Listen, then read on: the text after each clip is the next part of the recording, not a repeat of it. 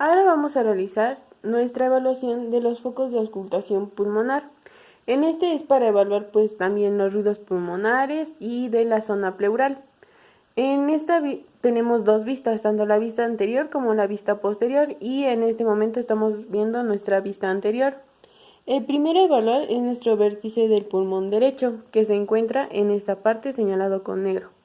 Y este se encuentra en la región supraclavicular, en el triángulo donde se divide tanto el ECOM, la clavícula y el trapecio. Y después sigue nuestro lóbulo superior derecho, que este se encuentra en la línea medio clavicular, también a la altura de la primera y la media costilla, que es casi a la altura igual de nuestro segundo espacio intercostal, solamente que esta vez va a ser en la línea medio clavicular.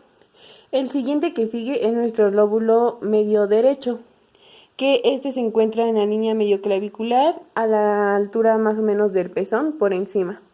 Y por último tenemos nuestro lóbulo inferior derecho, que este se encuentra a la altura de la séptima costilla y la octava costilla.